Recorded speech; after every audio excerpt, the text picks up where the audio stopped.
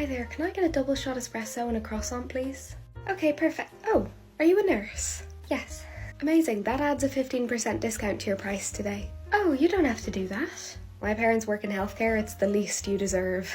Oh, well, thank you. Oh, anyways, there's little jam sachets for your croissant over there. Thanks. Thank you. Hi, I'm a healthcare worker. Oh, what kind of healthcare worker? No, I'm a parent. Sorry, our discount's only for healthcare workers, people who work in hospitals, you know? If you can afford to give them the discount, then give it to me too. I'm sorry, I can't. Anyways, what can I get for you? You, little one, can get me a manager. Oh no, I am the manager. How about the man upstairs who runs this place? Okay, I can get him for you. Great, off you pop. Right, 2 seconds. Finally. Are you serious? Huh? What do you think? Male? You know what? Never mind. Just give me a black coffee, please. Okay. Hello everyone! Welcome back to day 6 of converting this vintage pony box into my portable bakery. Yesterday we got the floor in, but today is a big day as I'm making the back door into another serving area, as you can see by my beautiful animation. The old door was really rotten and I was quite afraid to tread in it, so it had to be removed. This wasn't too difficult, but it was very heavy. I got new 3/4 inch ply and cut it to size of the new door. Here is a video my dad took, which I had no idea he was taking of me, trying to work pliers that just did not want to work for me. Eventually, I bolted the old metal to the new wood and created this fancy door. Honestly, big up my dad, I could not have done this without him, I'm terrible at metalwork. If only you guys could hear the noise I was making, I think I ruined my neighbours' Sunday mornings. The paint was peeling away from the door, so I got my favourite wire brush out and brushed until my arms ached and managed to break a hinge in the meantime. I don't know how I did that, don't ask. I completely forgot to take a video of the finished product, but if you have any questions, leave them in the comments and make sure to follow along for part 7. It's time for the interior. Hello everyone, welcome back to day 44 of renovating this vintage pony box into my portable bakery. Before I started putting in the walls, I remembered I had to finish wiring the trailer. My brain doesn't really comprehend electrics. This took way longer than it should have, especially having to wire wires underneath the trailer. It is very dirty under there, but I plugged it into my car and thankfully every single light worked. I am no Thomas Edison, but at least I know my way around a light bulb. But now it's time for the fun part. We're cutting wood and starting to put up the interior studs. I find woodwork a lot easier than metalwork, and that's why it hasn't taken me too long to put all these up. Using these L brackets and those screws, I built a square for the back. As the back wall isn't holding a shelf, it won't have many vertical studs in it compared to the sides. And then I was about to put the ply on, but I ran out of screws, so I went to Woody's. I got back and finished drilling right before a huge rain shower, that's why it's so wet. I need to water seal it, but thank you guys so much for watching and follow along for part 45. It's floor day! Hello everyone, welcome back to day 45 of renovating this vintage pony box into my portable bakery. Today I travelled far and wide to try and find the perfect flooring, and I did. It's kind of a white stained oak. To be honest, I know nothing about wood, but I like it, so it works. One thing I really should have appreciated is measuring stuff properly, because I ended up having a lot of offcuts which I could have prevented if I just measured stuff.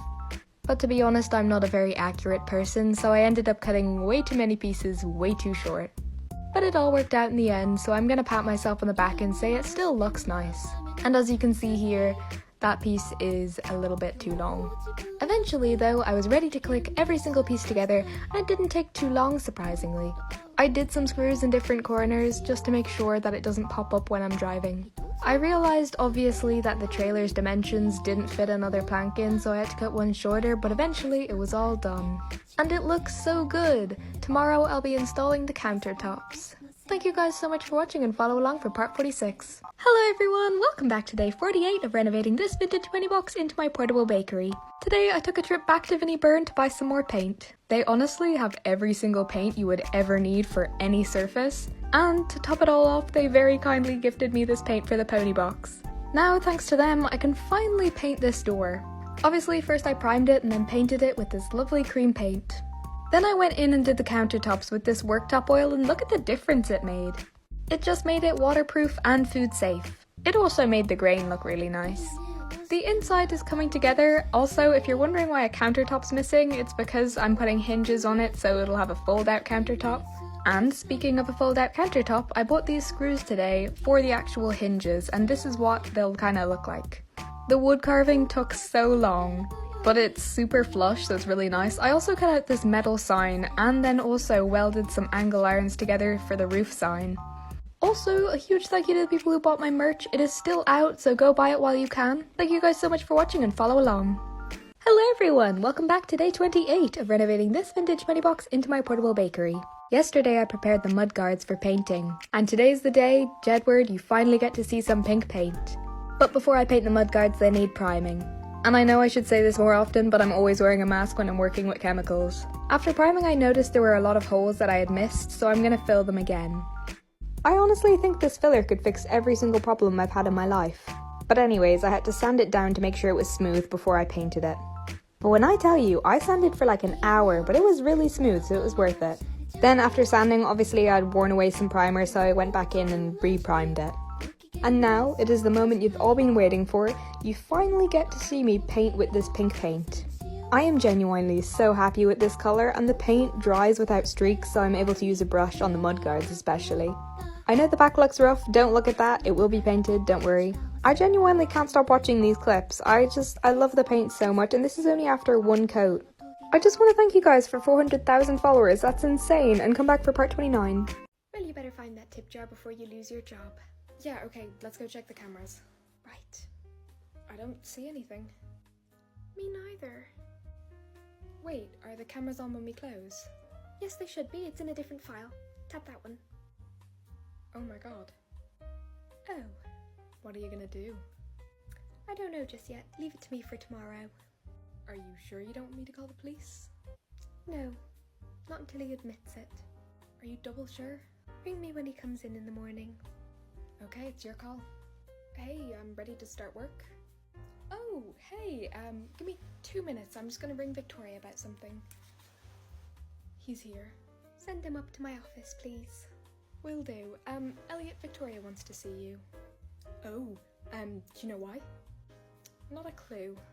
Yeah, I've no idea either. I've only worked here for a day. Yeah, go see her. Okay. And I think it'll probably be your last time seeing her as well. Hey, Victoria. Hi, Elliot. Take a seat. Hello everyone, welcome back to day 13 of renovating this vintage penny box into my portable bakery. As of last time I had made the door frame, but this time I actually had to cut the metal to cover the door frame. This took pretty much all morning, measuring and cutting it, but it was definitely worth it as my measurements were spot on. Using a measuring tape wasn't my best strategy, but look how good that looks. Using these rivets and this rivet gun, I took the rest of the morning to attach the metal sheets to the frame.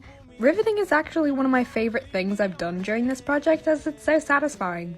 You attach this gun to this little metal rod and then you push down and eventually it pops off. It is so much easier than screwing, and honestly I hate drilling as well. It's also really satisfying to watch. I just wanted to say while I'm riveting, thank you so much for 250,000 followers, it's insane. Also, don't worry if the frame looks uneven on the outside, I still have to cut it down to the curve.